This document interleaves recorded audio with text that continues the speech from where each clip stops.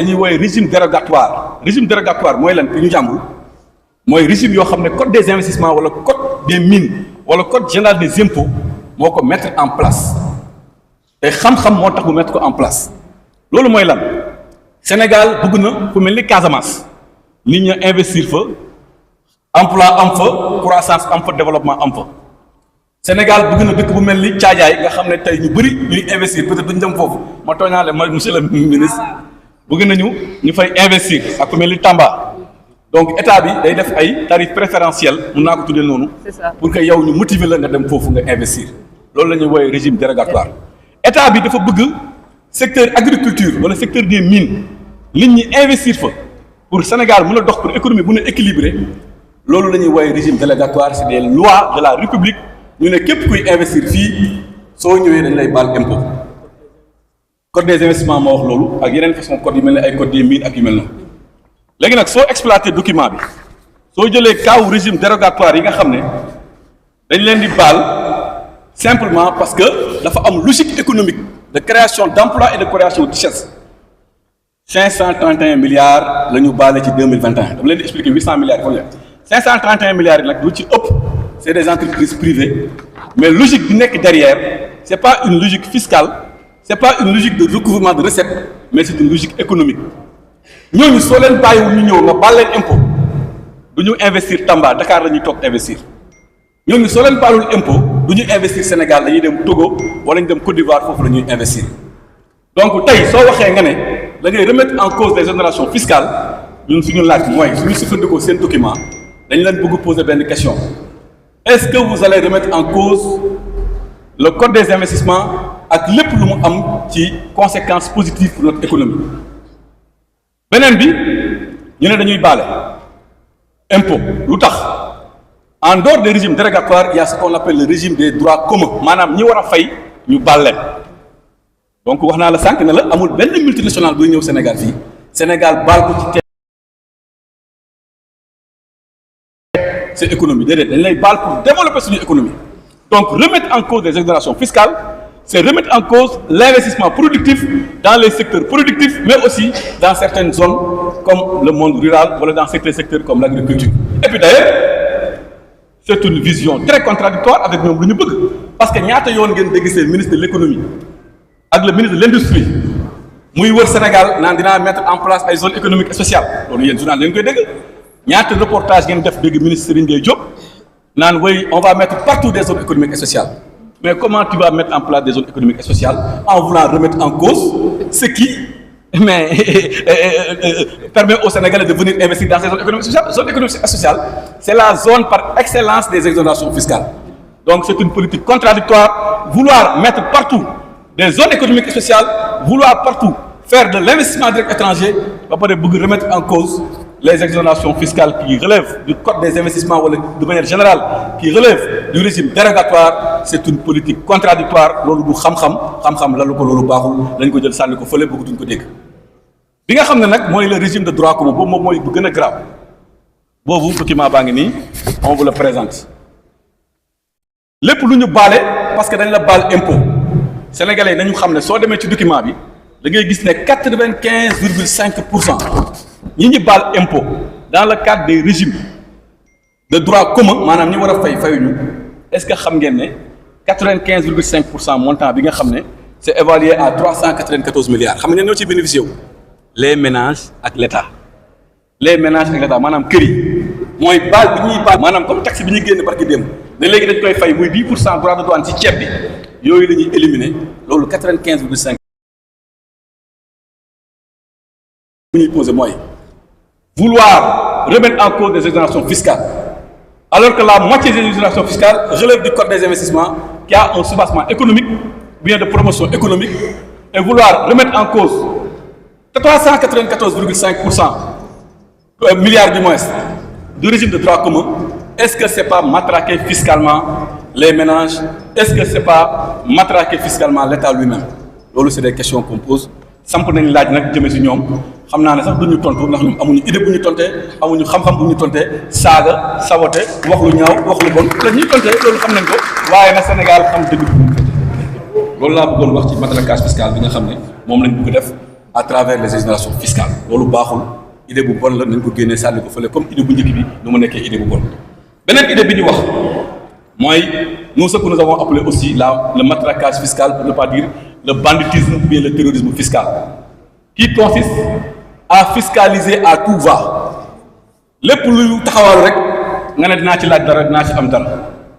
xale yi seen i nga ne duñ ma raw dinañ ko laal ba sax Orange Money léegi dañu ne Orange Money ak Wave xam nga léegi fexe nañ ba Wave wàññi affaire yeeg yooyu état nee na léegi moom loo envoyé te tey da siy laaj dërëm wala fukki dërëm dina ko si laaj état moo wax loolu nee na Orange Money képp ku envoyé te sa morom état nee na day laaj est-ce que loolu yoon la est-ce que loolu dëgg la est-ce que du dëgg mu ne non seulement dinaa laaj ndax yaa def transaction rek allo sama yaay na nga def dinaa la envoyé 1000 francs état mu ngi taxaw ci buntu kër gi sooy envoyé mu dagg jël dugal poosam nga ne da ngay jënd carburant ginnaaw moom bu mu la taxé ci carburant nga war a fay comme yëpp mu ne man tamit dama lay taxé waat ndax yow yaa fayee Orange Money loolu la ñuy woowee ñoom seen document la taxation sur les activités marchandes maanaam soo demee jëndi ceeb ci bitik ginnaaw ba état nangoo TVA ba pare yow da ngay duraat beneen boo xam ne le fait que nga jël ko changé ko loolu kay xam lu mën a andi mooy léegi da nga naan ceeb bi ñaata lay jar ñu ne 1000 francs waaye soo ko fayee Orange Money 1100 ngay fay de bu ko defee nga bàyyi Orange Money bi nan déedéet man damay fay liquide donc day yàqal Wave yàqal xale yi liggéey Wave su ko defee Wave def comme jooni du mu defoon daanu xale yi amatuñu liggéey ñëpp daanu Sénégal sànku loolu la ñu li gën a am solo aussi boo xam ne bëgg nañ ko wax mu leer wax nañ ko Canal Horizon parce que dem yokk nañ ko ne da ngay fay léegi 9% selon Orange Canal na amul benn problème waaye man du ma ko fay de ñi nga xam ne ñoom ñooy consommer ci kër yi ñoo koy fay Orange daal di def lan Canal daal di def lan yokk 10% ci mbir mi donc gars yi seen yoon ñëw ci de loo ne waaw rek bisimilah fay ñu ne amul benn problème le consommateur final les ménages ñoom ñoo war a fay loolu il faut que sénégalais yi xam ko bi gën a garaaw nag nga xam ne moo nar a tas réew mi mooy li ñu bëgg def nag ci le monde rural boobu nag dama bëgg ngeen déglu ko ci baax ngeen comprendre li mu bëgg wax état Sénégal moo xëy mu ne sous prétexte terre domaine national dama koy jox ay këyit te ñëpp d'accord ne terre yi nekk ci domaine national waa monde rural bi ñoom ñoo ko amee di ci bëy état moo ne man dinaa leen jox këyit sous prétexte au lieu mu defal leen ko gratuitement mu ne nag yéen béykat yi man état dinaa leen laaj 600 milliards si ñetti at loolu ñoo ko bind noir sur blanc ligne 19 seen plan de financement ne yéen béykat yi 600 milliards ngeen may jox mu wutal leen ay këyit alors que këyit yi béykat yi ñu ko doon am gratuitement 600 milliards nag pour suñu mbokk àll yi ñuy déglu nekk ci kaw bi 600 milliards mooy juróom benn téeméeri milliards si ñetti at 600 milliards léegi nag 600 milliards yi pour la première fois dans l'histoire du Sénégal ñu jar a gis autant de francs CFA yi war a jóge ci monde rural bi di abonder les comptes publics loolu ñàkk yërmande la ku saraxul gumba bàyyi ko ak yalwaanam ñoom ñu ne 600 milliards dañuy laaj monde rural ban monde rural moo fi boobu mën a boobu 600 milliards loolu c'est choquant loolu dafa naqari suñu xol neexul ndax loolu lu yéeme la lu tiis la li ñu xamoon ci monde rural xam nga mooy lan soxla ngeen bourse de sécurité familiale ndeysaan ñu def cash ñu jëlee ci keesu état jox leen lu ñu xamoon ci monde rural mooy soxla ngeen couverture maladie universelle ñu génnee ci kees bi jox leen waaye état buy taxé di taxé ba fekk ay pauvres béykat di leen taxé lu mel ni 600 milliards te 600 milliards mooy l'équivalent de 5 années de campagne agricole 5 années de campagne agricole yéen ñëpp journalistes yi xam ngeen ko campagne agricole bi passé ñaata la woon du 125 milliards 125 milliards par 5 ça te fait 600 milliards loolu mooy une façon détournée de dire